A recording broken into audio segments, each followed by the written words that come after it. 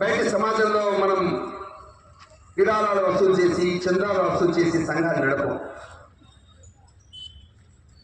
అట్లాగే ప్రభుత్వాల కారణంగా ప్రభుత్వాల యొక్క గ్రాంట్ల కారణంగా సంఘాలు నడవదు. ఒకవేళ కనుక మనం అదే విధంగా ఆధారపడి ఉంటే సంఘం ఎప్పుడో మటుమాయమైంది. కాబట్టి సంఘం స్వయం సేవకులు స్వయం ఖర్చుతో చేసినటువంటి వ్యవహారంతో మన యొక్క సంఘం నడుస్తుంది. మూడోది, మన సంఘంలో ఒక సాధారణమైనటువంటి స్వయం సేవకు ఘటనాయకు, నిత్యము శాఖకు వచ్చేటువంటి ఒక ఘటనాయకు నుంచి మొదలుకొని రాష్ట్రీయ స్వయం సేవక సంఘం యొక్క సరసంఘ చాలకుడు మోహన్జీ భాగవత్ గారు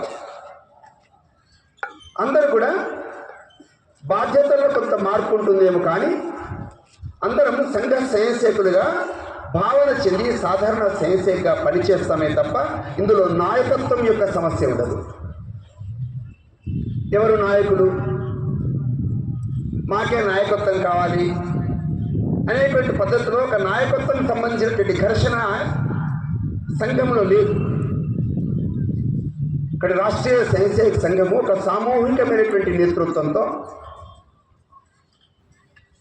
99 సంవత్సరాల్లో నడుపుతూ రేపు 100వ సంవత్సరం అడుగు పెడుతున్నది అంటే ఊరికి అడుగు పెట్టండి. ఏదో బ్యానర్ పెట్టుకొని లేకపోతే బోర్డు పెట్టుకొని ఒక రిజిస్టర్ బాడీగా ఏమండి 100 సంవత్సరాలు నిండినాయి కాబట్టి 100 సంవత్సరాలు నిండినాయి కాబట్టి మనందరం జబ్బ చరుచుకోవడం కోసం పొగడ్తల కోసం కూర్చోలే కార్యక్రమాలు చేయట్లే. 1925లో సంఘము ప్రారంభించేటప్పటికి 1925లో సంఘము ప్రారంభించేటప్పటికి ఈ దేశంలో 800 సంవత్సరాల పాటు మొఘలులు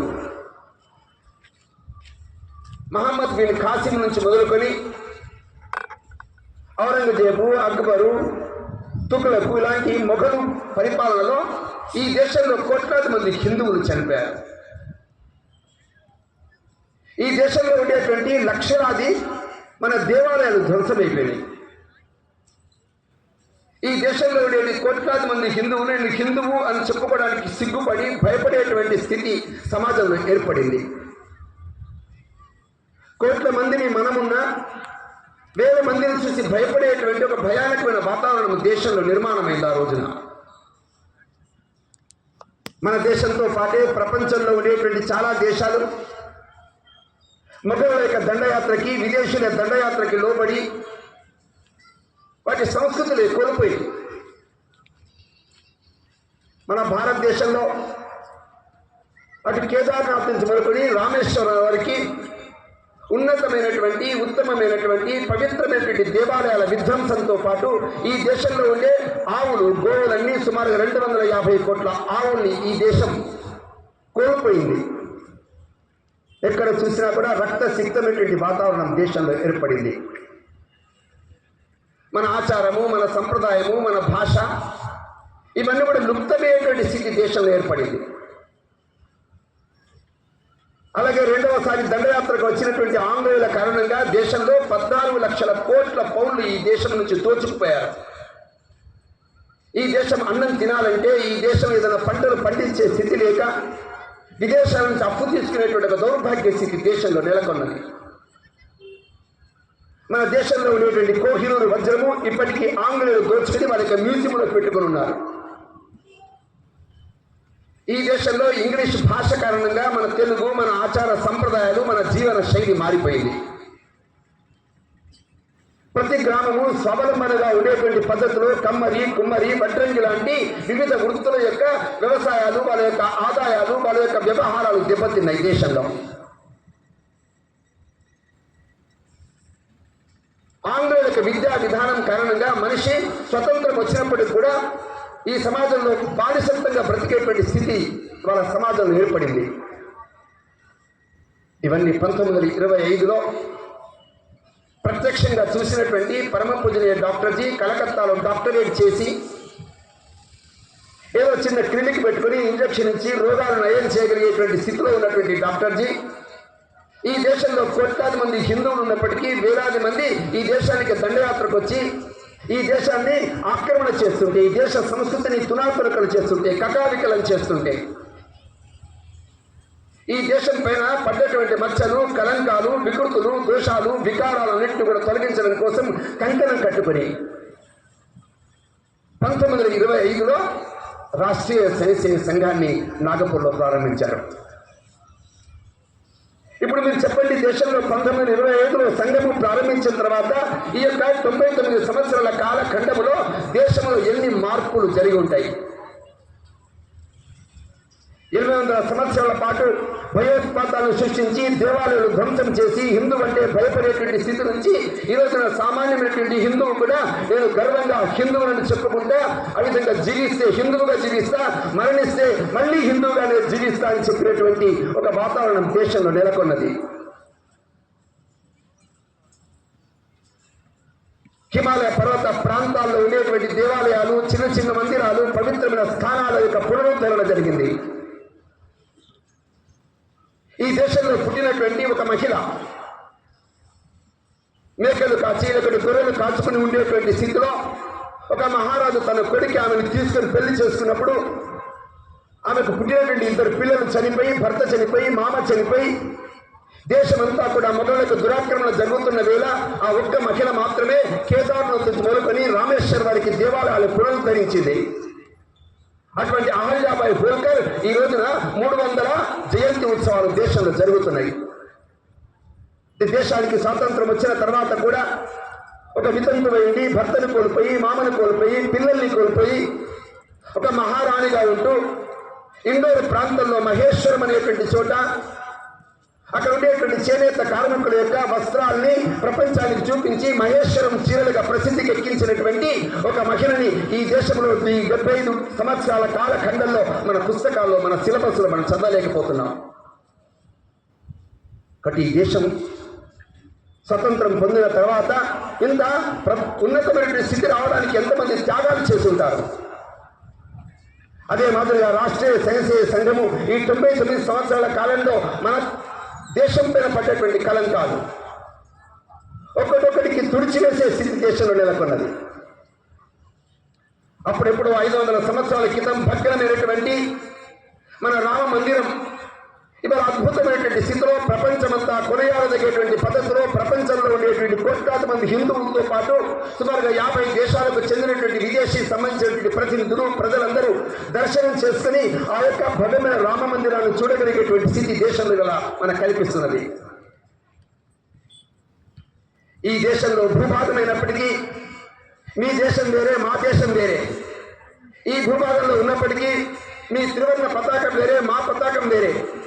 కాబట్టి మీ దేశంలో మేమున్నప్పటికీ ఈ దేశం యొక్క నిధులు, ఈ దేశం యొక్క గ్రాంట్లు, ఈ దేశం యొక్క ఆదాయాన్ని పొందుతూ ఈ దేశంలోనే గాలి పీల్చి ఈ దేశంలో అన్నం తింటున్నటువంటి వ్యక్తులే ఈ దేశానికి విద్రోహం చేసి ఈ భూమిలో ఒక భాగంగా విడిపోదామనే ప్రయత్నం చేసినటువంటి కశ్మీర్ అనేటువంటి ప్రాంతాన్ని మన 370 ఆర్టికల్ను తీసేసి మళ్ళీ భారతదేశం ఒక అఖండంగా ఉందని ప్రపంచానికి చాటి చెప్పేటువంటి స్థితిని ఇవాళ దేశం చూస్తున్నది. ఇవాళ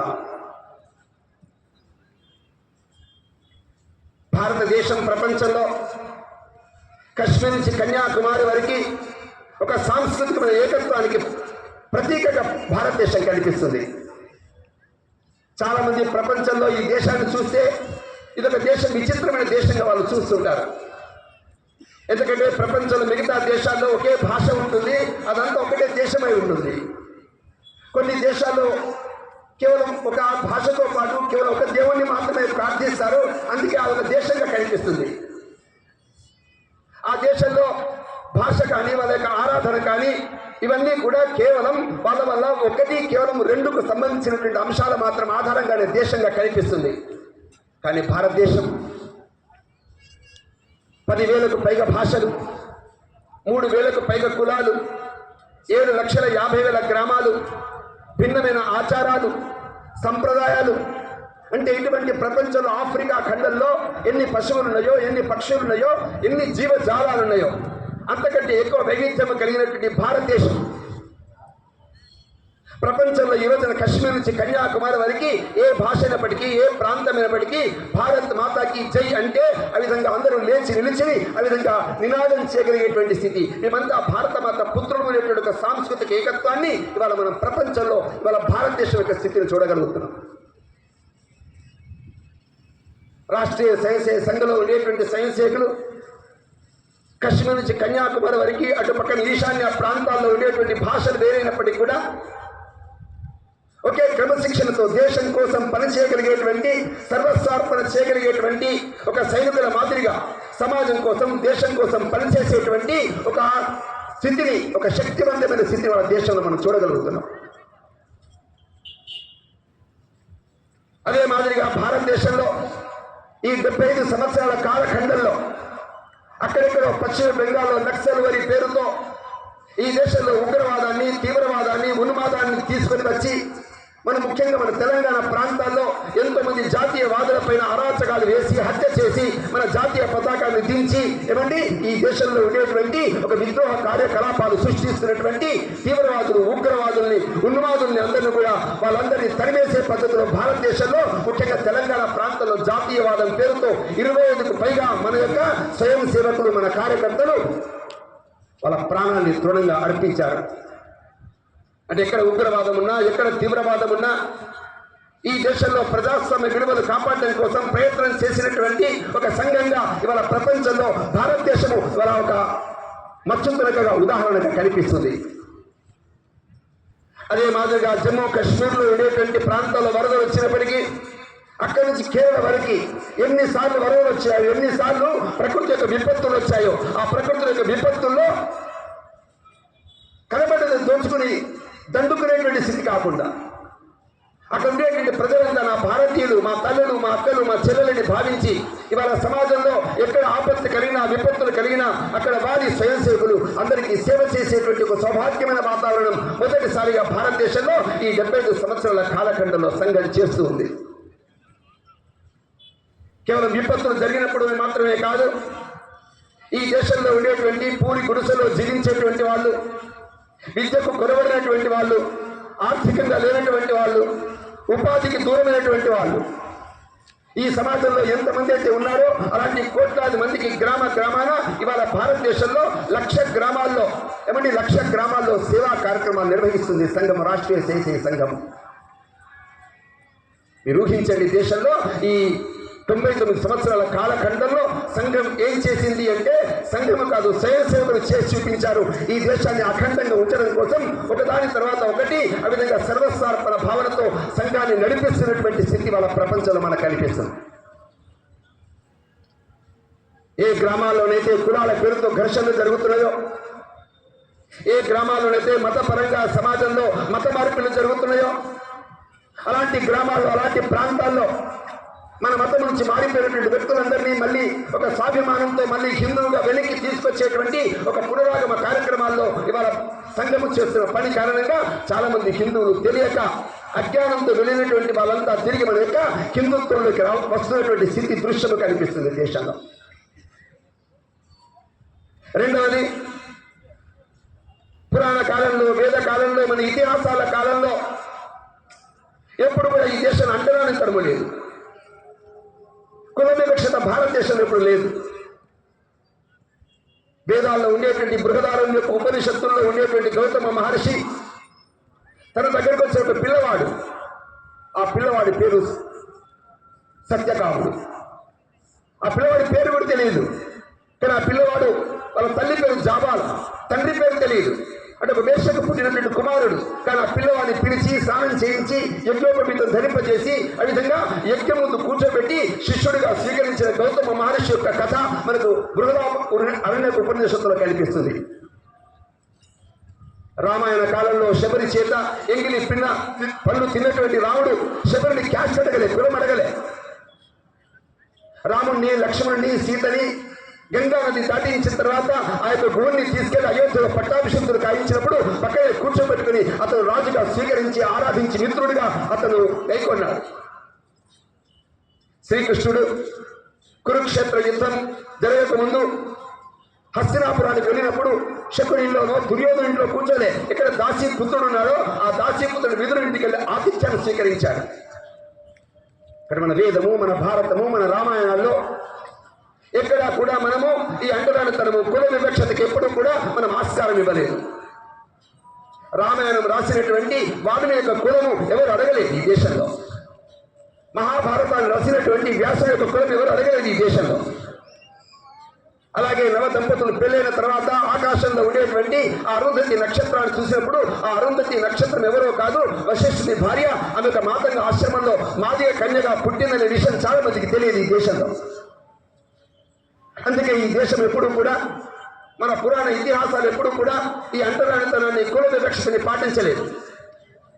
రాష్ట్రీయ స్వయం సంఘం 1925 నుంచి మొదలుకొని 99 సంవత్సరాల కాలఖండంలో మన శాఖలో కానీ, మన శిబిరాల్లో కానీ, మన వర్గంలో కానీ, మన ఉత్సవాల్లో కానీ, మన కార్యక్రమాల్లో కానీ ఎప్పుడు కూడా కులము పేరుతో ఎవరిని ప్రశ్నించలేదు. కులానికి అతీతమైనటువంటి పద్ధతిలో మనమంతా హిందువులు అనేటువంటి ఒక స్వాభిమాన జాగృతం కలిగినటువంటి భావనతో సమాజంలో పనిచేస్తున్నటువంటి సంఘంగా గల ప్రపంచంలో ఖ్యాతి పొందినటువంటి సంస్థ రాష్ట్రీయ స్వయం సంఘం. రాష్ట్రీయ స్వయం సంఘం అంటే ఒక బ్యానర్ కాదు, అది కేవలం సంస్థ కాదు, సమాజంలో భాగం. శాఖకు రాకపోయినప్పటికీ బయట సమాజంలో ఉండేటువంటి చాలా మంది హిందువులు వాళ్ళ గుండె నిండా హిందుత్వం కలిగి, గుండె నిండా దేశభక్తి కలిగినటువంటి ఎంతోమంది కోట్లాది మంది హిందువులందరినీ కూడా చేరదీసి ఆలింగనం చేసుకుని వాళ్ళందరితో కలిసి నడిచేటువంటి ఒక సామాజికమైనటువంటి వ్యవస్థని నిర్మాణం చేయడం కోసం కృషి చేస్తున్నటువంటి సంస్థ రాష్ట్రీయ స్వయం సంఘం. కాబట్టి 99 సంవత్సరాలు పూర్తి చేసుకుని 100 సంవత్సరాల కాలఖండంలో నిన్న తర్వాత ఈ సంఘం పని పూర్తయిందా అన్నప్పుడు ఈ దేశంలో మన పెద్దలు మనకు ముందు ఒక 5 అంశాలు మన ముందు ఇచ్చారు. ఈ 5 అంశాలు కనుక చేస్తే రాబోయేటువంటి కొద్ది రోజుల్లో, ఇది 2024, 2040 నాటికి ప్రపంచంలో భారతదేశం ఒక జ్ఞాన భూమిగా, ఒక అన్నపూర్ణగా, ప్రపంచంలో ఒక విశ్వ గురువుగా ఉండడం కోసం ఆ విధంగా నెమ్మదిగా అడుగులు వేస్తున్నటువంటి దృశ్యం మనకు కనిపిస్తుంది. ఇప్పటి వరకు భారతదేశంలో ఉండేటువంటి 50,000 గ్రామాల్లో, 1,00,000కు పైగా గ్రామాల్లో సంపర్కం కలిగినటువంటి సంఘము. కేవలం మన దేశం మాత్రమే కాదు, విదేశాల్లో సుమారుగా 36 దేశాలకు పైగా ఆ దేశాలన్నింటిలో కూడా మన యొక్క సంఘ శాఖలు నడుస్తున్నటువంటి తీరు, ప్రపంచమంతా మన యొక్క సంఘంలో ఎక్కడెక్కడ శాఖ నడుపుతున్నామో, నడిపినటువంటి చోట, శిబిరాలు నడుపుతున్నటువంటి చోట ఈ దేశంలో ఉండేటువంటి ప్రముఖ వ్యక్తులందరూ మన సంఘాన్ని సందర్శించారు. గాంధీజీ వార్తాలు మన సంఘానికి వచ్చారు, శాఖకు వచ్చారు. ఢిల్లీలో డాక్టర్ బిఆర్ అంబేద్కర్ సంఘ శాఖకు వచ్చారు. మహాత్మా ఫూలే మనబడినటువంటి వారు మన యొక్క నాగపూర్లో విజయదశమి ఉత్సవానికి వచ్చారు.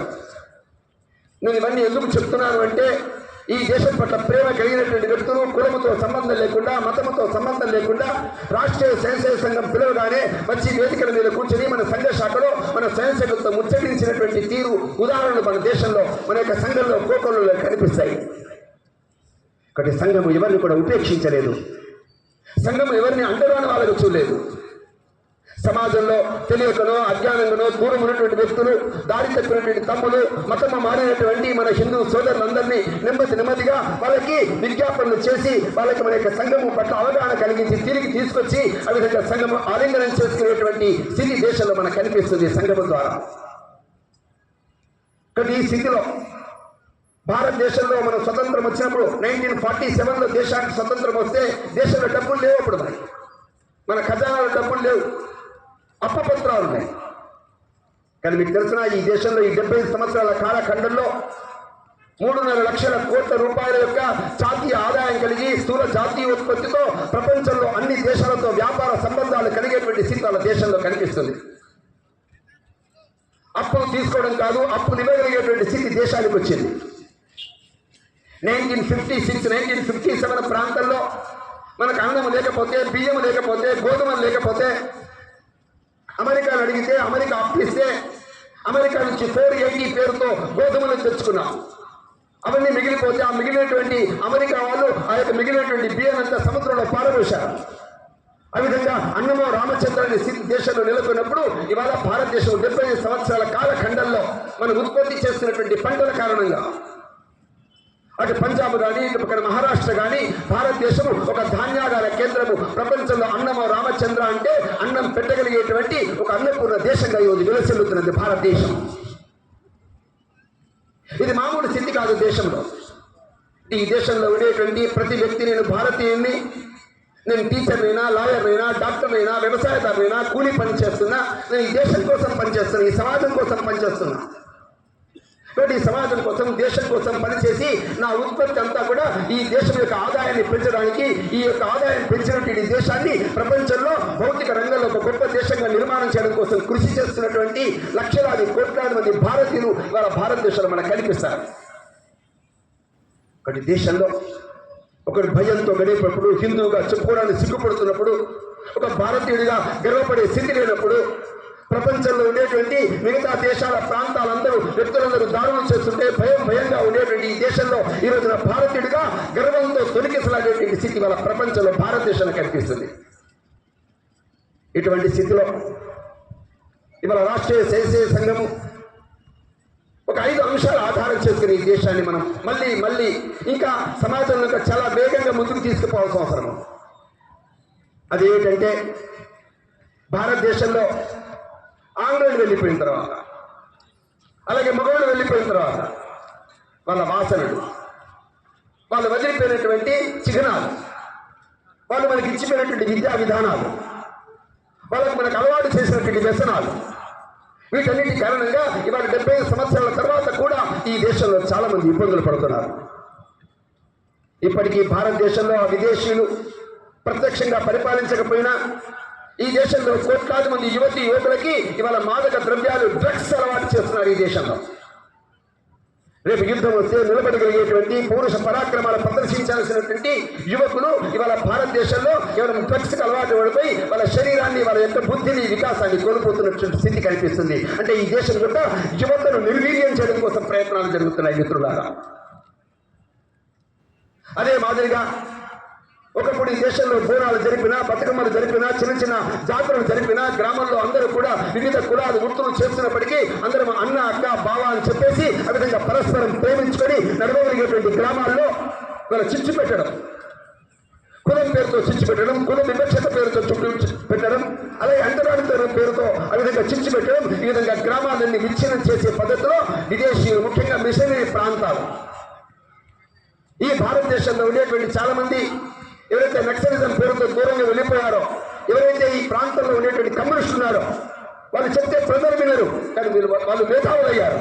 వాళ్ళందరూ మీడియాలో నడిపిస్తున్నారు, కొంతమంది పత్రికలు నడిపిస్తున్నారు, కొంతమంది మేధోత్తరంతో డిబేట్లు చేస్తున్నారు.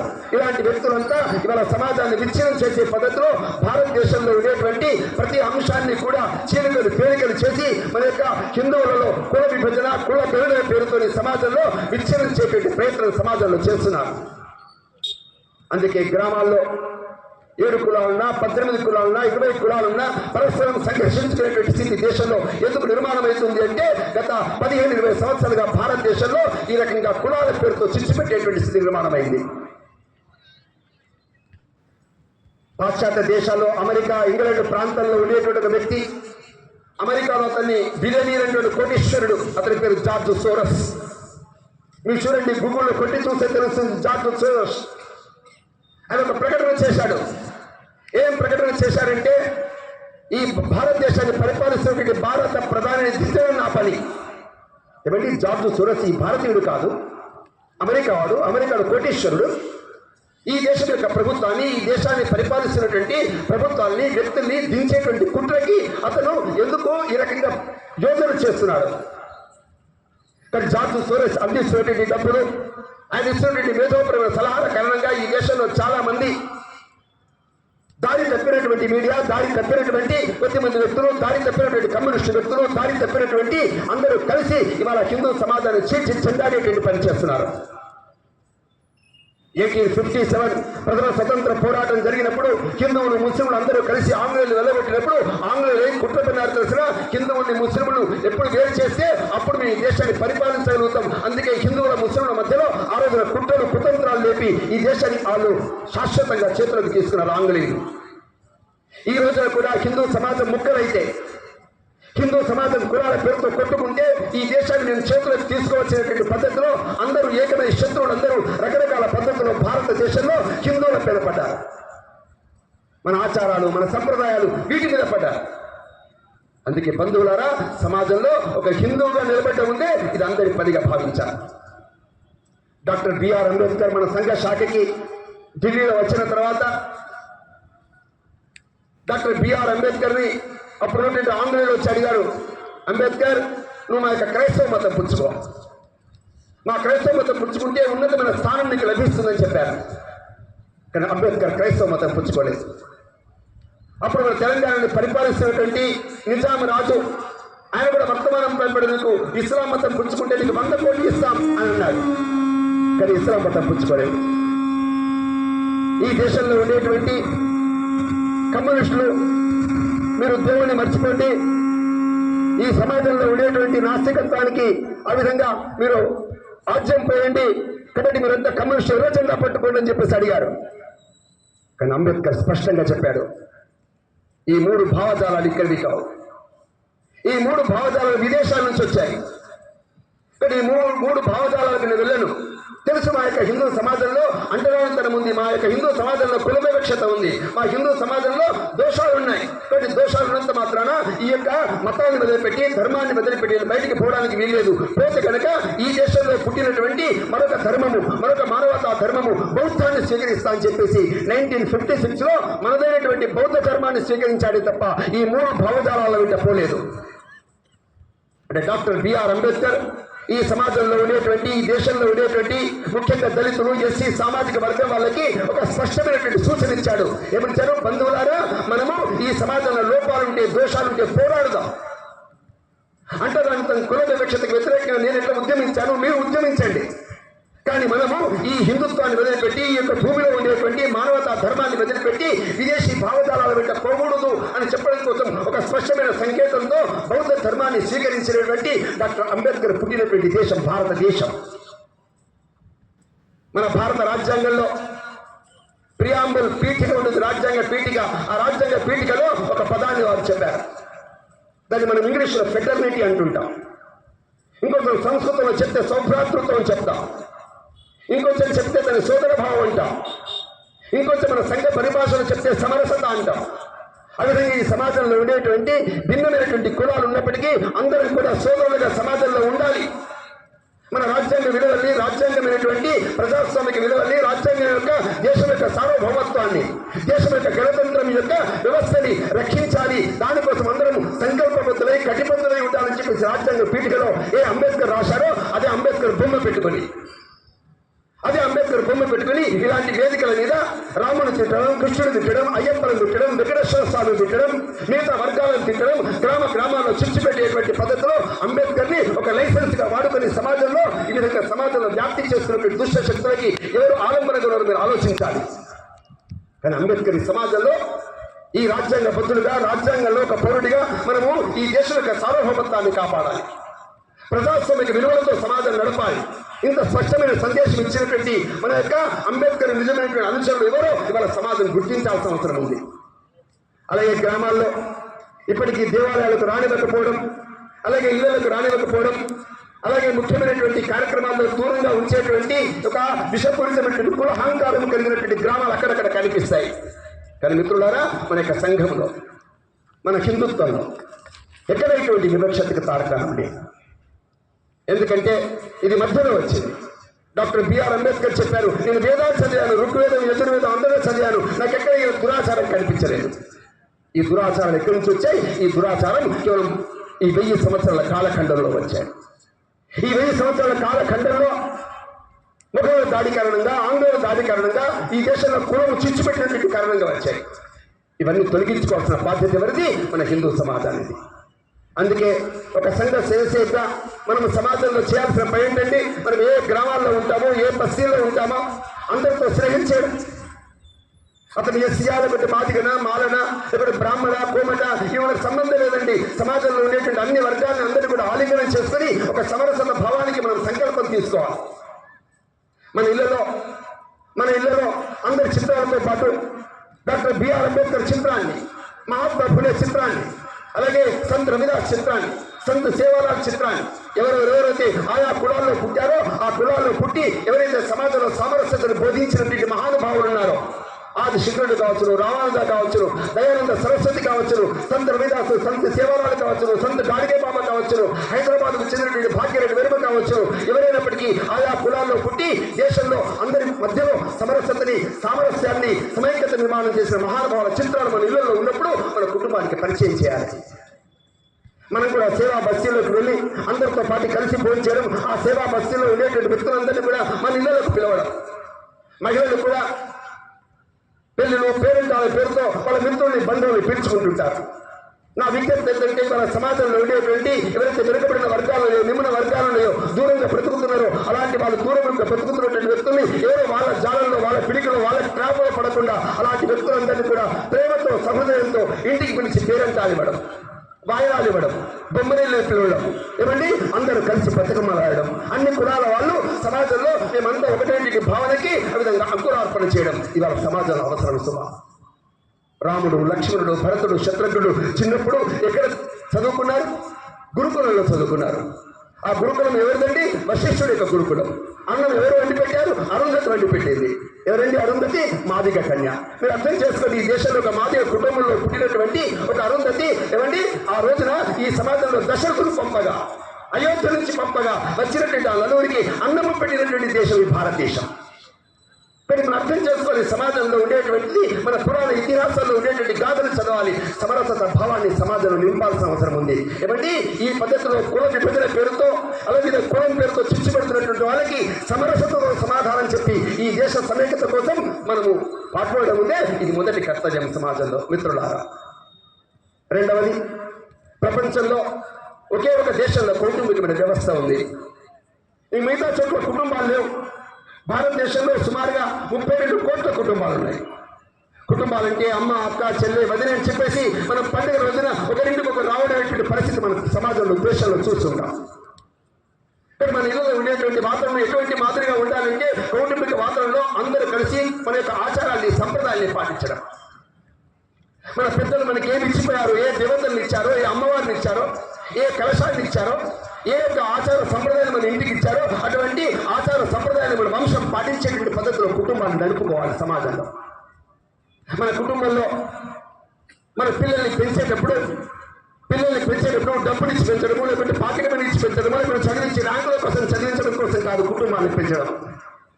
మీరు నారాయణలో చేర్పించినా, గాయత్రిలో చేర్పించినా, ఇంకేదో కాలేజీలో, స్కూల్లో చేర్పించినా, హాస్టల్లో చేర్పించినా, అక్కడ ఆయాలు ఉంటారు, వాటిని వాళ్ళు పిల్లల్ని పెంచుతారు, వాళ్ళు పిల్లల్ని చదివిస్తారు. ఏమండి అమ్మ నాన్నలు కేవలం చదివించే డబ్బులు ఇచ్చి పాకెట్ మనీ వాడి కోసం కాదమ్మా. ఒక ఛత్రపతి శివాజీని, ఒక వివేకానందని, ఒక రుద్రమదేవిని, ఒక ఝాన్సీ లక్ష్మిని,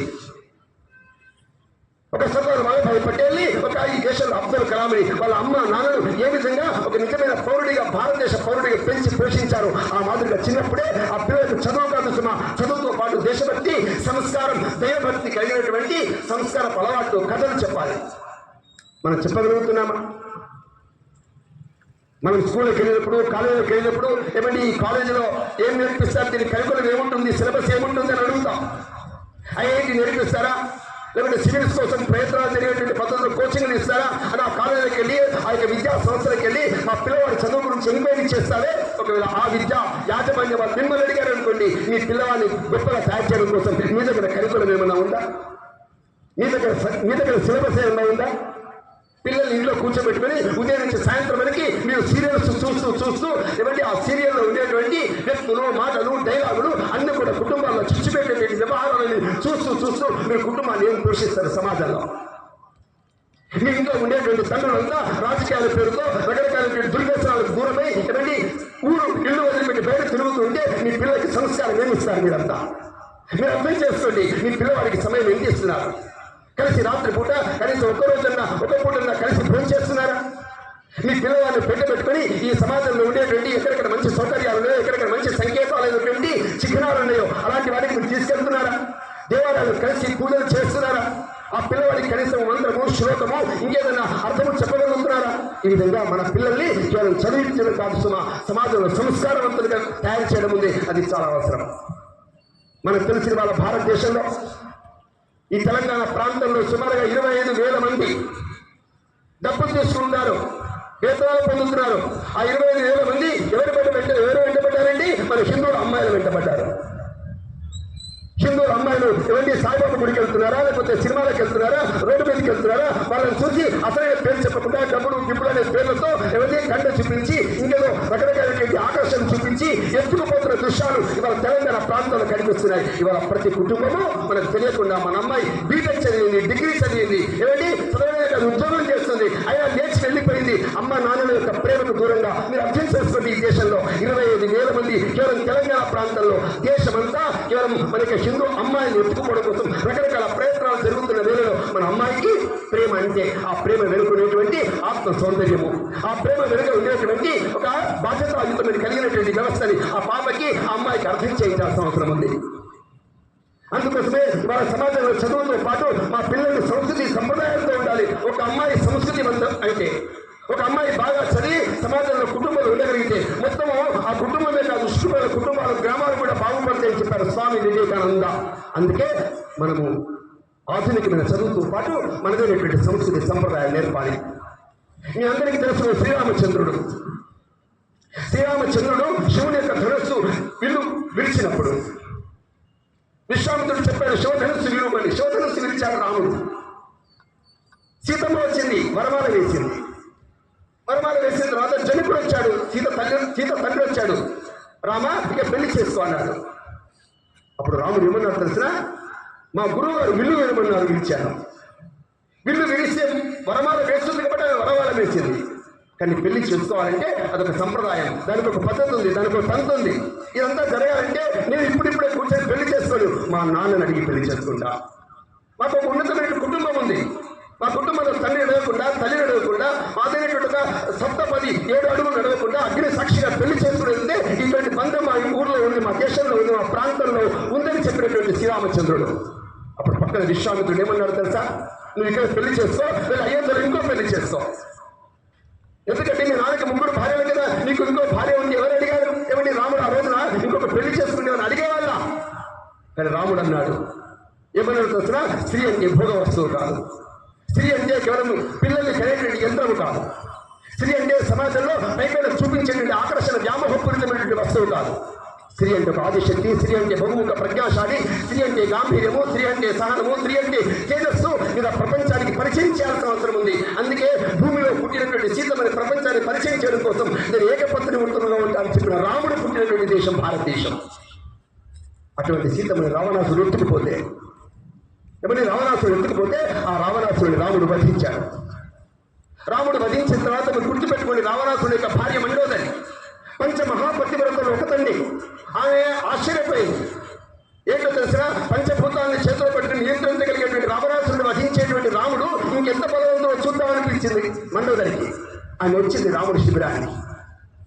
రాముడు అందరూ కూర్చుని మాట్లాడుకుంటున్న సమయంలో అప్పుడే సూర్యుడు అస్తమిస్తున్న వేళ ఆ పడమటి వైపు నుంచి మండోదరి నడుచుకుంటూ వస్తున్నటువంటి మండోదరికి నీడు చూశాడు శ్రీరామచంద్రుడు.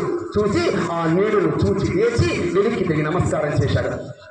మండోదరి కాబట్టి నమస్కారం చేయలేదు, రావణాసుడి భార్య కాబట్టి నమస్కారం చేయలేదు.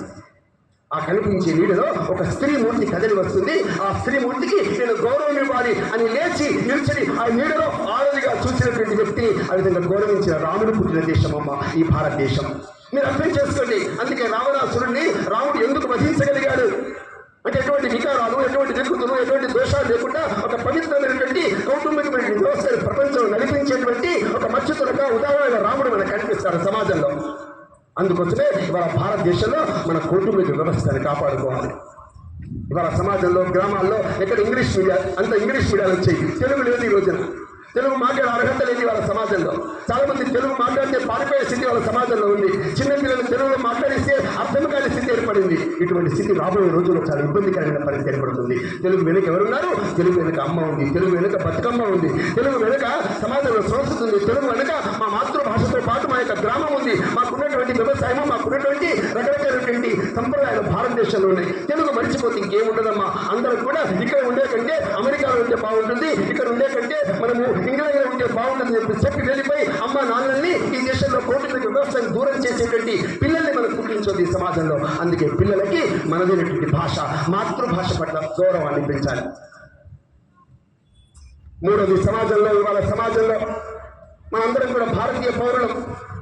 మన యొక్క రాజ్యాంగం చూసినా, మన చట్టాలు చూసినా ఎన్నో రకమైన స్వేచ్ఛ మనకి ఇచ్చాయి, స్వాతంత్రాలు ఇచ్చాయి. స్వేచ్ఛ స్వాతంత్రాలు మన యొక్క రాజ్యాంగ పీఠంలో రాస్తున్నాయి. కానీ స్వేచ్ఛ స్వాతంత్రాలు విశృంఖలం కాకూడదు. నా స్వేచ్ఛ, నేను మాట్లాడే స్వేచ్ఛ కారణంగా ఇతర మతాలు ఇబ్బంది పడ్డాం. నేను మాట్లాడుతున్న కారణంగా ఇతర కులాలు ఇబ్బంది పడ్డాం.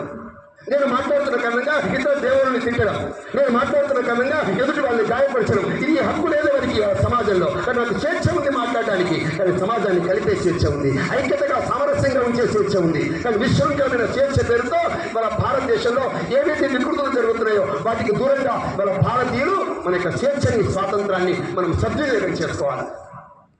మన రోడ్డు మీద వెళ్తున్నప్పుడు మన యొక్క బైక్ మీద 2 ఉండాలా, 3 ఉండాలా, ఏ రూల్స్ పాటించాలి మనకు తెలియాలి. వెళ్తున్నప్పుడు మనకు ఎదురుగా ఉండేటువంటి ఆ సిగ్నల్ రెడ్ పడిందా, లేకుంటే గ్రీన్ పడిందా, ఇటువంటి నాగరికమైనటువంటి అయితే సభ్యత ఉందో ఆ సభ్యతను పాటించాలి సమాజంలో. మనకంటే పెద్దవాళ్ళు కనిపించినప్పుడు, లేకపోతే స్త్రీమూర్తులు కనిపించినప్పుడు ఏ విధంగా గౌరవించాలో సమాజంలో తెలియాలి. అంటే ఒక భారతీయ పౌరుడిగా నేను పుట్టడం కాదు సుమా, భారతీయ రాజ్యాంగానికి అనుగుణంగా, దేశం యొక్క అనుగుణంగా, సమాజంలో చట్టానికి అనుగుణంగా నడిచేటువంటి ధర్మం ఉందే అటువంటిది వాళ్ళ సమాజంలో పాటించాలి. అదే మాదిరిగా భారతదేశంలో వాళ్ళ ప్రపంచంలో ఎక్కడ చూసినా కూడా నెమ్మదిగా కాలుష్యపూరితమైనటువంటి వాతావరణం సమాజంలో ఏర్పడుతుంది. అటువంటి ఆ వ్యక్తికి ఎటువంటి వ్యసనాలు ఉండవు, కానీ క్యాన్సర్ వచ్చేస్తుంది. ఆ పిల్లవాడికి ఎటువంటి బలహీనతలు లేవు, కానీ క్యాన్సర్ వచ్చేస్తుంది. ఆ పిల్లవాడు ఏమి లేకుండా ఉంటూనే చిన్న వయసులోనే ఒక 10 సార్లు 20 సార్లు డాక్టర్ దగ్గరికి పోవాల్సి వస్తుంది. ప్రతి ఇంట్లో తన యొక్క సంపాదనలో 75% ఆదాయం అంతా కేవలము విద్యా వైద్య వ్యవస్థ ఖర్చు పెట్టాల్సి వస్తుంది. ఎందుకు వస్తుంది ఇదంతా? దీనికి కారణం ఏమిటి? ఆరోగ్యకరమైన ఆహారం లేని కారణంగా, విపరీతంగా పెరుగుతున్నటువంటి కాలుష్యం కారణంగా. ఇటువంటి కాలుష్యాన్ని మనము నియంత్రించాల్సిన అవసరం ఉంది. కేవలం ప్రభుత్వాలు, చట్టాలు మాత్రమే కాదు, ఈ దేశంలో ఉండేటువంటి ప్రతి పౌరుడు, ప్రతి కుటుంబము వాళ్ళ ఇళ్ళలో చెట్లు పెంచడం, మొక్కలు పెంచడం. వేప చెట్టు, మర్రి చెట్టు, రావి చెట్టు, అలాగే జమ్మి చెట్టు, అదేవిధంగా తులసి చెట్టు, ఇట్లాంటి ఏవైతే చెట్లను మనం వేల సంవత్సరాల నుంచి ఆరాధిస్తున్నాము, పూజిస్తున్నాము, అదే పద్ధతిలో ఇవాళ ప్రతి వ్యక్తి కూడా చెట్టును పెంచాలి. ఆ విధంగా చెట్టును పోషించాలి. ప్లాస్టిక్ను వాడకూడదు, నీటిని పొదుపు చేయాలి. ఎవరి ఇష్టం ఉన్నట్టుగా రకరకాల పండుగల పేరుతో, పుట్టినరోజుల పేరుతో డబ్బులు దుబారా చేయకుండా మనదైనటువంటి ఆర్థిక స్థితిని బట్టి మన కార్యక్రమాన్ని, పండుగ నిర్వహించాలి అనేటువంటి ఒక పర్యావరణ స్థితి దేశంలో నిర్మాణం కావాలి. ఒకటి మనమంతా ఈ 4-5 సంకల్పాలు తీసుకోవాలి.